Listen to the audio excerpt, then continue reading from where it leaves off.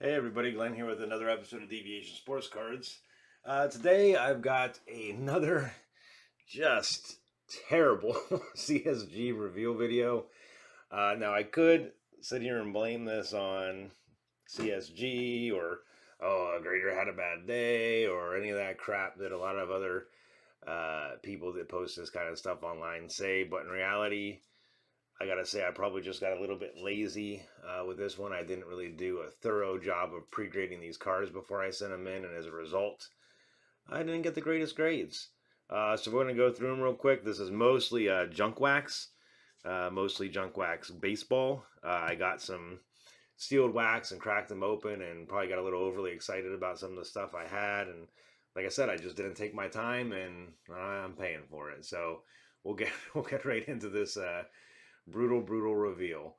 So we're going to start this thing off with a night. Oh, let me get the focus working here.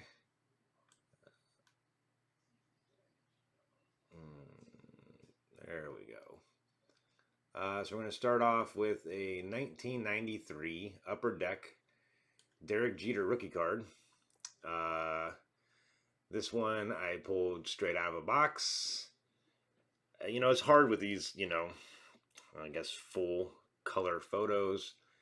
But I thought I had a pretty good shot, and it did not. Ended up getting a near mint plus 9.5 or 8.5. I'm sorry. So that was the worst of the bunch.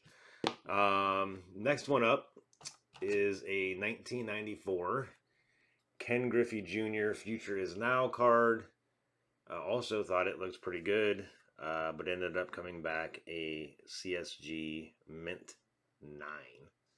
So I don't have very good luck with Ken Griffey Jr. Seems like everything I send in for Ken Griffey is just horrible.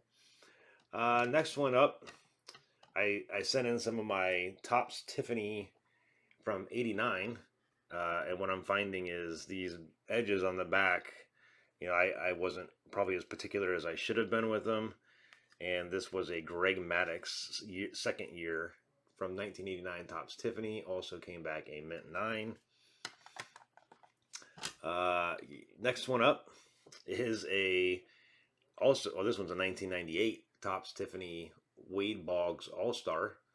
I thought it looks really good. I've got a few Topps Tiffany's that I broke open. It seems like the All-Stars are always way off center. This one I thought looked pretty good. Not really sure why. I've had pretty good luck with the 88s, but this one in particular, for some reason, only ended up getting a Mint 9. So I'm not really 100% sure on this one. The only thing I can think of is maybe surface, because the surface on some of these Tiffany cards, being some earlier glossy cards, is a little bit sketchy. Let's see. Yeah, we got quite a few 9s here to go before we get anything good. I think we all the way down to here before we get in this 9.5. So next one up is another one from 1994 Upper Deck. This one is a Billy Wagner rookie card. Also thought it looked like it was in pretty good shape, and nope, wrong.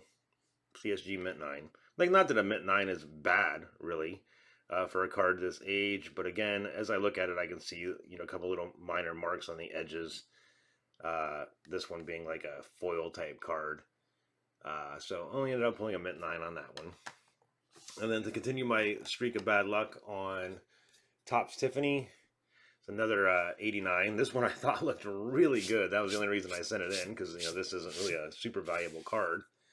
But as a Mint 9, is really not valuable. Billy Ripken coming back a Mint 9 on the 89 Topps Tiffany. So that's pretty disappointing. Next one up is another 1994 Upper Deck. This was one of the reasons I got the box to begin with. This is Michael Jordan's rookie card from 1994, and this one came back a CSG 9 as well. Now, I ended up, I think, pulling 2 or 3 of these. This one was by far the best in terms of centering. The other ones were obviously off, and I can see a little bit of chipping and whatnot on the corners there. So I guess I'm not overly surprised, but unfortunately, only got a 9. Oh, I do have a couple basketball cards in here. That's right. So this next one up is a 1992-93 Skybox Shaquille O'Neal rookie card. I thought this one looked better than this as well. I actually did take a decent look at this one. But now that I take a look at it, you can see it's hard to see in the picture because these cases are so shiny, but a couple of those upper corners aren't looking the greatest. Shaq looking skinny as hell, rapping, I guess, there on the back of the card. But overall, mint 9. So, Okay, next one up. This one, I really didn't expect a lot from these. Actually, I'm going to do these next two at the same time.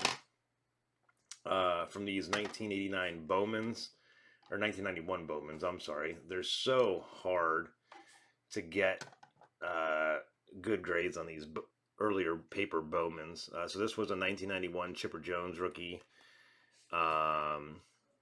Unfortunately, I thought it looked pretty decent, but I knew I was taking a chance because the edges on these older Bowmans are just super, super tough.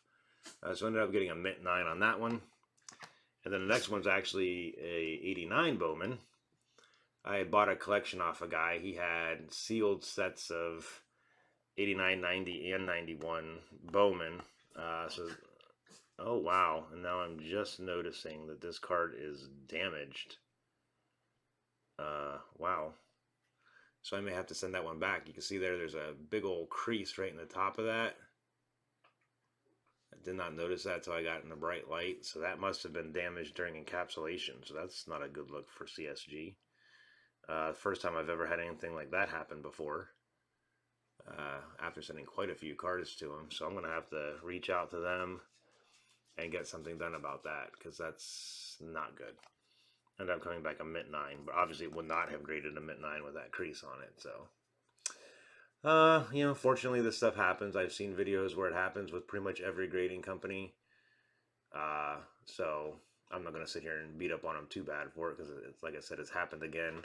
I'm an operations manager, so I know what it's like, when your employees do stuff that they probably shouldn't do, and that's probably the case here as well. So we'll reach out to them. I'm fairly certain they'll rectify it, and we'll move on. But that's unfortunate. Next up is a 1985 Roger Clemens rookie card. This one I thought looked really good. Again, in that collection that I had bought in, I got like 4 full sets of 1985 tops. This was by far the best looking Clemens out of the bunch. I thought it had a good shot in a 9.5 maybe. I didn't think it was quite good enough to pull a 10. Only ended up pulling a 9, but still pretty good grade for a card this old, to be honest with you, especially with CSG's grading criteria. So pretty happy with that, actually. Nice old card. Rookie. Pretty happy with that. Next one up is a 1992 Upper Deck Ken Griffey Jr. I sent this one in because it was the gold hologram version on the back here.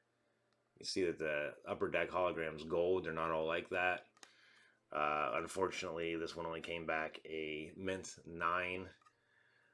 I imagine it might have something to do with centering. I wasn't sure when I was measuring the centering on this one whether I should go to this gray border here, kind of like the shadowing on the picture, to kind of gauge centering. So if you look from the shadow to the edge and the edge here, it looks pretty good.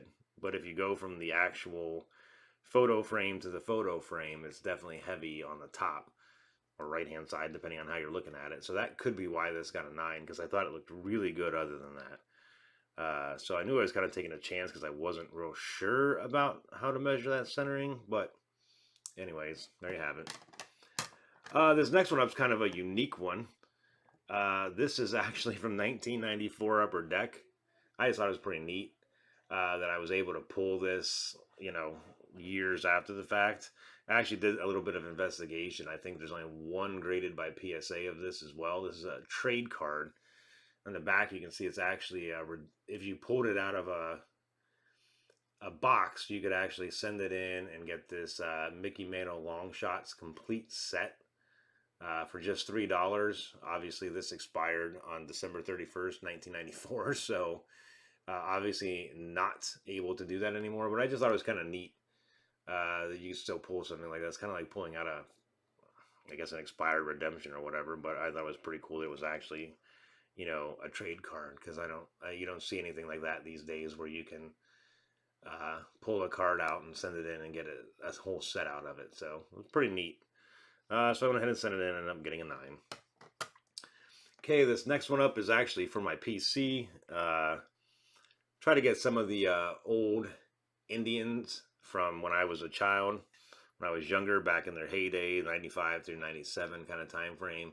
So this was a 1991 Bowman Jim Thome. Obviously, the Bowman actually came back a 9.5. I was choosing from about, I don't know, probably 6 or 7 different Thome rookies, and this one was the one I thought was in best shape, even though it was a Bowman. So coming back a 9.5, I'm pretty happy with that. Not really a lot of value to it, but Thome came up, when I was a kid, and just what I got my Joe Carter Topps Tiffany CSG 10 on one of my last submissions, so this one will go into my PC. Next up, this is the second time I've tried to send this sucker in. This is a 1991 Upper Deck Ken Griffey Jr. First one I sent in got a 9, this one got a 9.5. Nothing special to write home about unless it's a 10. It's not really overly valuable. So that's that. Next one up is another 91 Upper Deck. This one is a Ivan Rodriguez. This is from the final edition rookie. This one came back a Mint Plus 9.5. So I was hoping I would get a 10 on that, obviously, but did not. Then my only quasi success story from the 89 Topps Tiffany set. This was a Andre Dawson that I sent in. I thought it looked really good. Ended up coming back a 9.5. So it got the best grade out of the few of the 89s that I had sent in. But I tell you what, I am super scared about sending any more of these 89s in, just because this black border on the back, I think, is probably just what kills it. Just probably shows any kind of little edge imperfections way too much. But anyways, 9.5 on that, so it's a pretty cool card. Iconic player from back when I was young. Next one up is a 1986 Donruss Highlights Bo Jackson. This was his rookie year as well. This is for having the longest home run in Royals Stadium, September 14th. Ended up pulling a Mint Plus 9.5 on that. I was really kind of hoping for a 10 on this one. But still, pretty cool. Pretty cool early stage Bo Jackson, 9.5. And then to round off my 9.5s, we got a 1992-93 Topps Shaquille O'Neal rookie. Unfortunately, I could not pull the gold version. I thought this card looked pretty good, but as I guess demonstrated in my last ass whooping I took with junk wax basketball cards, clearly I'm not the greatest grader on that. I mean, the back centering is a little bit off, but not anything beyond the 10 criteria for a CSG, so I'm assuming either edges or surface is what got me. So we ended up with a CSG Mint Plus 9.5 on this, so pretty happy with it, actually. Not terrible. And then the last card, my lone 10 out of this whole set, probably one of the least valuable cards that I had sent in. This is a 1991 Score rookie and traded Jeff Bagwell rookie card. I sent this one in. I pulled this actually out of a box set that I picked up in a collection that I had gotten, and just thought it looked perfect. And it is. Not worth a whole lot, but still pretty cool card. Jeff Bagwell, 96T rookie. So my experience with junk wax has definitely been rocky. I was luckily able to get some good grades out of the 88s and 87 Tiffany sets that I sent in, but this particular one, like I said, I think I just got a little bit lazy.